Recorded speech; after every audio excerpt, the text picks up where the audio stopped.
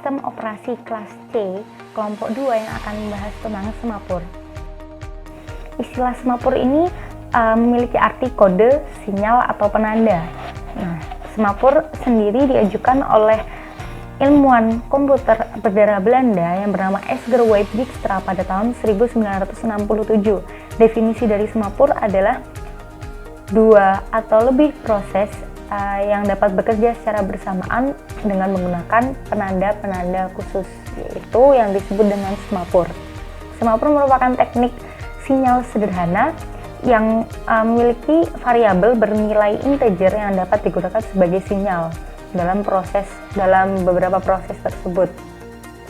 Semapur memiliki dua sifat, yaitu dapat diinisialisasi dengan nilai non-negatif, serta yang kedua adalah memiliki dua proses yang disebut sebagai up and down, atau juga dikenal sebagai wait and sinyal. Konon dahulu diajukan oleh Dijkstra, memiliki nama operasi PNV, yang artinya sama saja, yaitu operasi tunggu dan operasi sinyal. Nah, kapan operasi tunggu dan operasi sinyal ini berjalan? Dalam script coding semapur ini ada variabel yang kita namakan sebagai S ya. Nah, S ini menampung nilai integer yang dapat digunakan sebagai sinyal dalam proses semapur. Nah, ketika berjalan operasi wait atau tunggu, maka ada dua kemungkinan kondisi S ini. Yang pertama adalah kondisinya S bernilai 0 atau S adalah positif. Contoh awalnya S ini bernilai 1. Ketika dikurangi dalam operasi wait ini terjadi pengurangan nilai S, pengurangan nilai integer tersebut dengan nilai 1, yaitu jika awalnya 1 maka berkurang 1. Nah, nilainya positif dan kebetulan nilainya juga jadi 0. Nah, kapan sinyal berjalan? Ketika dalam wait ini ada integer yang nilainya memenuhi kondisi wait, maka terjadi sebuah antrian.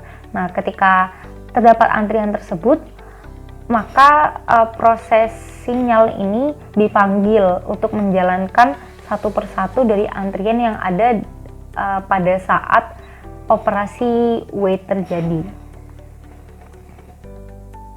Nah, script ini di sini terdapat suatu contoh, yaitu misalkan ada dua proses yang sedang berjalan secara concurrent, yaitu P1 dengan pernyataan S1 dan P2 dengan pernyataan S2. Nah, andaikan mengharapkan S2 berjalankan hanya setelah S1 selesai, dapat diatur scriptnya seperti yang ada di PPT ini, yang ada di video ini. Nah, begitu kira-kira konsep dari semapur.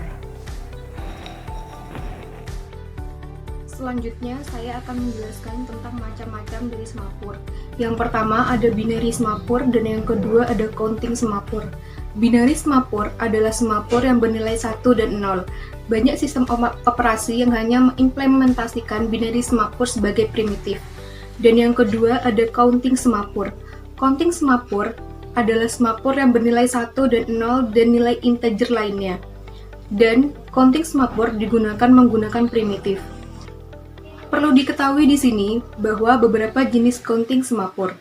Salah satunya adalah semapur yang tidak mencapai nilai negatif dan jenis semapur yang dapat mencapai nilai negatif. Listing program berikut diambil dari buku Silberhardt. Pada baris 00 didefinisikan dua binary semapur. Baris 01 didefinisikan nilai dari semapur tersebut. Baris 3 dan 4 memungkinkan nilai semapur untuk menjadi negatif. Bila nilai semapur tersebut negatif, maka absolut dari nilai tersebut menunjukkan banyaknya proses yang sedang menunggu. Pada baris 11 menyatakan bahwa bila ada proses yang menunggu, dan binary S2 digunakan sebagai tempat untuk menunggu proses. Fungsi semafor. Penyelesaian masalah critical section adalah suatu bagian yang berisi sejumlah variabel yang akan di-share atau dipengaruhi dan mempengaruhi proses yang lain. Secara umum, penyelesaian critical section harus memenuhi 3 syarat. 1. Mutual exclusion, yaitu jika suatu proses sedang mengerjakan critical section, maka tidak boleh ada proses lain yang masuk atau mengerjakan critical section tersebut. 2. Progress, yaitu jika tidak ada suatu proses yang mengerjakan critical section dan ada beberapa proses yang akan ke critical section, maka hanya proses yang sedang berada pada entry section saja yang boleh berkompetisi untuk mengerjakan critical section. 3. Bound waiting, yaitu besarnya waktu tunggu dari suatu proses yang akan memasuki critical section sejak proses itu meminta izin untuk mengerjakan critical section hingga permintaan itu dipenuhi. Implementasi semafor dibagi menjadi 4. Yang pertama, Windows. Fungsi yang dipakai adalah create semafor. Biasanya digunakan untuk membatasi jumlah thread yang memakai suatu resource secara bersamaan. Yang kedua, Java. Semafor di Java bersifat transparan oleh programmer. Yang ketiga, Java menyembunyikan semafor di balik konsep monitornya. Yang keempat, Java reserved word yang dipakai adalah synchronous.